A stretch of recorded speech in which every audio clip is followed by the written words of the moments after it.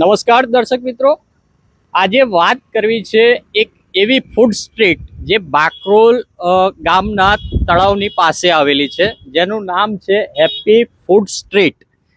આ બાકરોલ તળાવ જે આવેલું છે તે જગ્યા પર બ્યુટિફિકેશનના નામે અહીંયા એક સ્ટ્રીટ હેપી ફૂડ સ્ટ્રીટનું આયોજન કરવામાં આવ્યું છે. હવે પ્રશ્ન એ છે કે અહીંયા એક સૌથી મોટી હાઈ ટેન્શન લાઇન પ્રસાર થઈ રહી છે.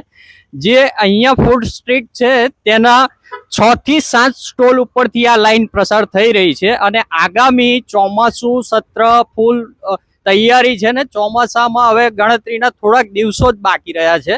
ત્યારે વાવાઝોડું કે કોઈ મોટું વાવાઝોડું સર્જાય ત્યારે આ વાયરો જો અહીંયા સ્ટ્રીટ ફૂડની ઉપર પડે તો ત્યાં કોઈ જાનમાલનું કે કોઈની જીવનું નુકસાન થાય તો હવે આ જવાબદાર કોણ?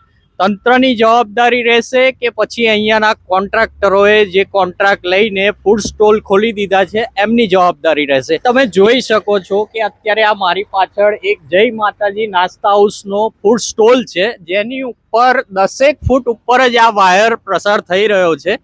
અને જો ચોમાસામાં કોઈ ના સંજોગે અહીંયા આ વાયર પડે તો કોઈ જાનહાની થઈ શકે તેમ છે, અને જાનહાની થાય તો આ તંત્ર જવાબદારી લેશે કે કેમ, એ બહુ મોટો પ્રશ્ન ઊભો થઈ રહ્યો છે.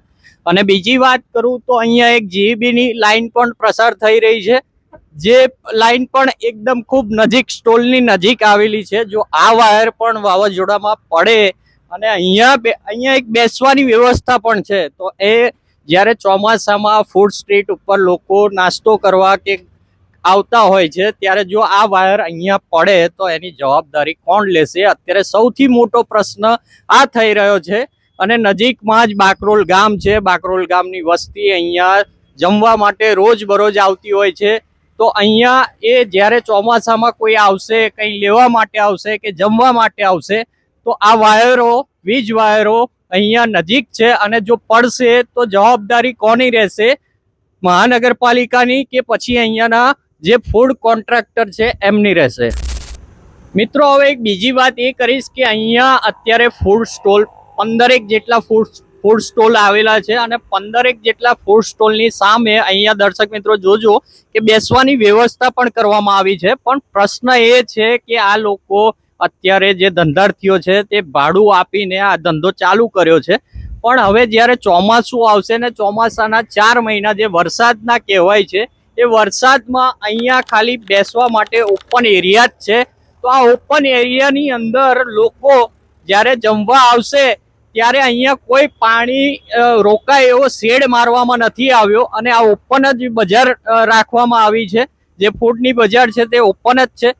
પણ પ્રશ્ન એ છે કે ઓપન છે તો અહીંયા ગ્રાહક આવશે કેમના અને ધંધો થશે કેમનો, અને આ ધંધાર્થીઓ ભાડું કેમનું કાઢશે એ પણ એક મોટો પ્રશ્ન ઊભો થઈ રહ્યો છે. દર્શક મિત્રો, અત્યારે અમે આ જસ્ટ ફૂડ સ્ટોલની ઉપર એક દાદરો છે ત્યાં 2-3 સ્ટેપ જ ઉપર આવ્યો છું અને 2-3 સ્ટેપની ઉપર જ જોતા એવું લાગે છે કે મારા જ માથા પર આ વીજ વાયર છે. અને જો આ વીજ વાયર પટકાય કે અહીંયા પડે તો કેટલું નુકસાન થઈ શકે છે એ તો તમને ખબર જ હશે. તો આ જે ફૂડ સ્ટોલ છે એ અહીંયા 4-7 જેટલા ફૂડ સ્ટોલ છે તેની ઉપરથી આ જ રીતે વાયર પ્રસાર થાય છે. તો જો તમે અહીંયા જમવા આવતા હોય તો હવે તમારા જીવના જોખમે જમવા આવજો, કેમ કે વીજ વાયર તમારા માથે જ લટકી રહ્યા છે. મિત્રો, બીજી અહીંયા એક ખાસ વાત એ દેખાય છે અમને કે અહીંયા ગ્લાસનું એક લાઇટિંગ કરવામાં આવ્યું છે. જે બલ્બ હોય છે કાચના, તેવા જ બલ્બ અહીંયા શો શાઇનિંગ માટે લગાડવામાં આવ્યા છે ને રાત્રે અહીંયા મસ્ત મજાની લાઇટમાં ઝગમગાટ થતો હોય છે.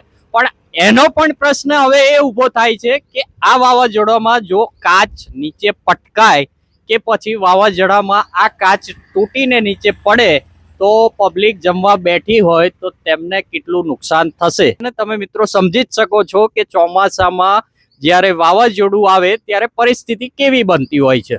આવી જ સતત અપડેટ માટે અમારી સાથે જોડાયેલા રહેજો. કેમેરામેન હર્ષ સોલંકી સાથે હું સલીમ ચૌહાણ, ચરોતરનો અવાજ.